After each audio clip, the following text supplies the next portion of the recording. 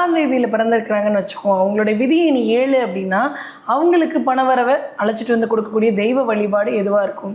பொதுவாகவே 4ஆம் தேதியில் இருக்கிறவங்களுக்கு பணம் எப்போ பார்த்தாலும் வந்துக்கிட்டே இருக்கும். அது எங்கேருந்து வருதுன்னே தெரியாது. 4, 13, 22 இந்த மாதிரி காம்பினேஷனில் பிறந்தவங்களுக்கு பார்த்தீங்க அப்படின்னா பொதுவாகவே லைஃப் ஃபுல்லாக பணம் இருக்கும்.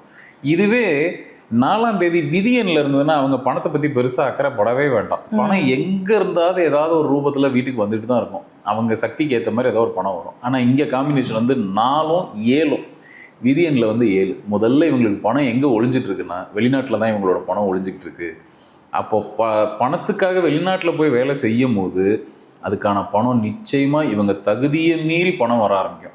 நான் இங்கே இருந்தேன் சார், எனக்கு என்னோட சம்பளம் வந்து ஒரு 60,000 70,000 தான் கிடைச்சிது அப்படின்னா இவங்க ஃபாரினில் போய் வேலை செய்கிறாங்க. அதே வேலையை அவங்க ஒரு டிரைவராக இருந்தாலும் சரி, ஒரு டெக்னீஷியனாக இருந்தாலும் சரி, எந்த வேலை பார்த்தாலும் ஒரு வெளிநாட்டில் போய் வேலை செய்கிறாங்க அப்படின்னா அது அப்படியே டபுள் மடங்காகும்.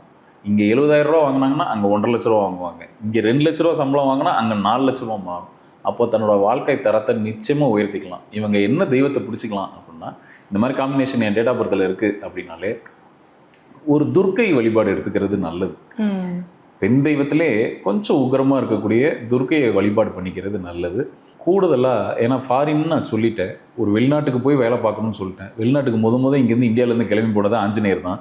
அவரை போய் பிடிச்சிக்கிறது ரொம்ப நல்லது. அப்போ ஒரு ஆஞ்சநேயர் வழிபாடும் ஒரு துர்க்கை வழிபாடும் நம்ம அந்த காம்பினேஷனில் சேர்த்து பண்ணும்போது நிச்சயமாக இவங்க முதல்ல இங்கே இருக்க மாட்டாங்க, வெளிநாட்டுக்கு கிளம்பி போயிடுவாங்க. வெளிநாட்டில் போய் பெரிய லெவலில் வருவாய் ஈட்டுவாங்க. அதாவது நான் கற்பனையே பண்ண முடியாத அளவுக்கு அவங்களோட வருவாய் 2லேருந்து 3 மடங்கு இன்க்ரீஸ் ஆகிடும்.